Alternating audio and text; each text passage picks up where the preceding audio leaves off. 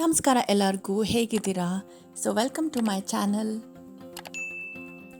ಈಗ ಬೆಳಗ್ಗೆ ಸುಮಾರು 6 ಗಂಟೆ ಆಗಿದೆ. ನಾನು ಹೊರಟಿದ್ದೀನಿ ಬೆಂಗಳೂರು ಏರ್ಪೋರ್ಟ್ಗೆ. ಹೋಗಿದ ತಕ್ಷಣ ನನ್ನ ಫ್ರೆಂಡ್ನ ಮೀಟ್ ಆದೆ. ನಾನಂತೂ ತುಂಬಾ ಎಕ್ಸೈಟೆಡ್ ಆಗಿದ್ದೀನಿ ಈ ಟ್ರಿಪ್ಗೆ. ನಾವು ಎಲ್ಲಿಗೆ ಹೋಗ್ತಾ ಇದ್ದೀವಿ ಅಂದರೆ ನಾವು ಹೋಗ್ತಾ ಇದ್ದೀವಿ ಮನಾಲಿಗೆ. ಈ ಟ್ರಿಪ್ ವಿಶೇಷತೆ ಏನು ಮುಂದಿನ ಎಪಿಸೋಡ್ಸಲ್ಲಿ ನಿಮಗೆ ಗೊತ್ತಾಗುತ್ತೆ. ನಾವು ಯಾಕೆ ಈ ಮನಾಲಿ ಟ್ರಿಪ್ಗೆ ಹೋಗಿದ್ದೀವಿ ಇಬ್ಬರೇನೆ ಅಂತ.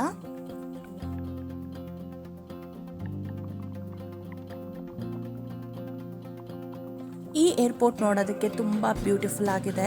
ಟರ್ಮಿನಲ್ 2 ಅಂತೂ ತುಂಬ ಚೆನ್ನಾಗಿ ಡಿಸೈನ್ ಮಾಡಿದ್ದಾರೆ. ಹೇಗೆ ಅಂತಂದರೆ ಬ್ಯಾಂಬೂನಲ್ಲೇ ಫುಲ್ಲು ಮಾಡಿರೋದು, ಲೈಟಿಂಗ್ ಎಲ್ಲ, ಮತ್ತು ಇಲ್ಲಿ ಮೇಲ್ ನೋಡ್ಬೋದು ಎಷ್ಟೊಂದು ಗಿಡಗಳಿದೆ.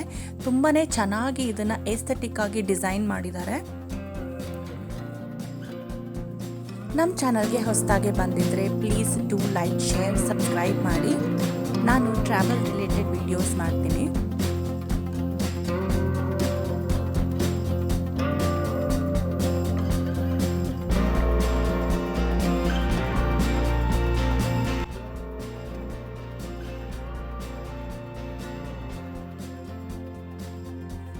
ಈ ಆರ್ಟಿಫಿಷಿಯಲ್ ವಾಟರ್ಫಾಲು ಕೂಡ ಇದೆ ಇಲ್ಲಿ. ತುಂಬ ಚೆನ್ನಾಗಿ ಅನಿಸುತ್ತೆ. ಇಲ್ಲಿ ನೋಡೋದಕ್ಕೂ ತುಂಬಾ ಬ್ಯೂಟಿಫುಲ್ ಆಗಿದೆ.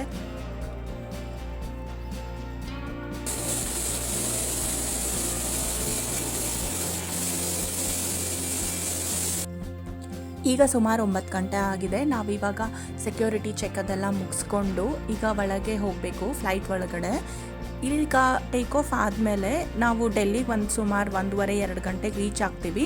ಅಲ್ಲಿಂದ ನಮ್ಮ ಫ್ರೆಂಡ್ ಮನೆಗೆ ಲಂಚ್ಗೆ ಹೋಗಿ ನಮಗೆ ಈವ್ನಿಂಗ್ 7 o'clockಗೆ ISBT ಕಾಶ್ಮೀರಿ ಗೇಟ್ ಅಲ್ಲಿಂದ ಬಸ್ ಇದೆ, ವೋಲ್ವೋ ಬಸ್ಸು.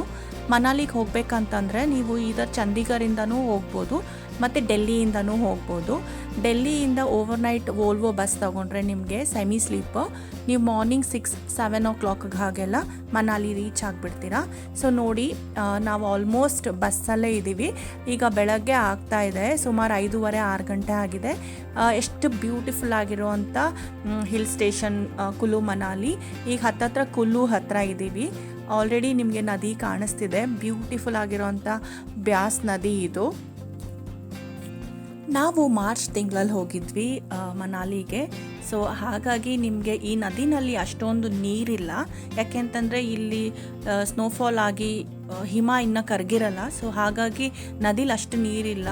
ಜನರಲಿ ಏಪ್ರಿಲ್ ಮೇಗೆ ಬಂದರೆ ತುಂಬ ಚೆನ್ನಾಗಿ ನದಿಲಿ ನೀರು ಸಿಗುತ್ತೆ.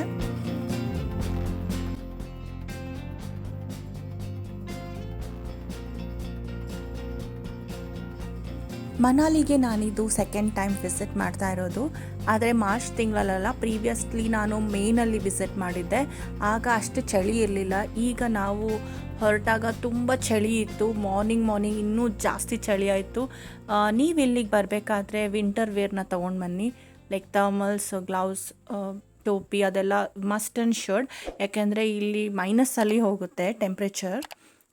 ಈಗ ನಾವು ಮನಾಲಿ ಬಸ್ ಸ್ಟಾಪಲ್ಲಿ ಇಳಿದು ಈಗ ಹೋಟೆಲ್ಗೆ ಚೆಕ್ ಇನ್ ಆಗಿದ್ದೀವಿ.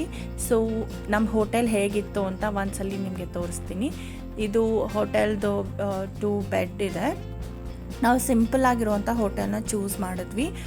ನಿಯರ್ ಬೈ ಹಡಿಂಬಾ ಟೆಂಪಲ್ ಹತ್ರ ನಾವು ಹೋಟೆಲ್ನ ಚೂಸ್ ಮಾಡಿದ್ದು.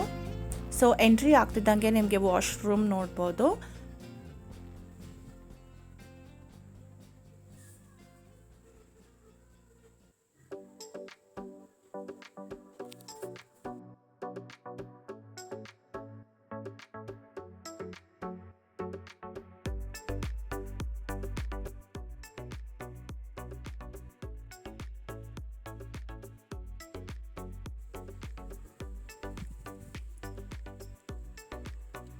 ಚಿಕ್ಕದಾಗಿ ಚೊಕ್ಕದಾಗಿತ್ತು ಈ ರೂಮ್. ಆ್ಯಕ್ಚುಲಿ ನಾವು ಹೀಟರ್ನ ಕೂಡ ಆರ್ಡರ್ ಮಾಡಿದ್ವಿ, ಯಾಕೆಂದರೆ ನಾವು ಹೋದಾಗ ತುಂಬ ಚಳಿ ಇತ್ತು. ರಾತ್ರಿ ಹೊತ್ತು ತುಂಬ ಜಾಸ್ತಿ ಟೆಂಪ್ರೇಚರ್ ಕಡಿಮೆ ಆದಾಗ ಚಳಿ ಜಾಸ್ತಿ ಆಗ್ತಿತ್ತು. ಹಾಗಾಗಿ ಹೀಟರ್ ಕೂಡ ನೀವು ಹೋಟೆಲ್ ಅವ್ರಿಗೆ ಕೇಳಿದ್ರೆ ಕೊಡ್ತಾರೆ, ಬಟ್ ಅದಕ್ಕೆ ಎಕ್ಸ್ಟ್ರಾ ಚಾರ್ಜ್ ಮಾಡ್ತಾರೆ. ಈಗ ಬ್ಯೂಟಿಫುಲ್ ಆಗಿರೋವಂಥ ಬ್ಯಾಲ್ಕನಿ ವ್ಯೂ ನೋಡೋಣ ನಮ್ಮ ಬ್ಯಾಲ್ಕನಿಯಿಂದ.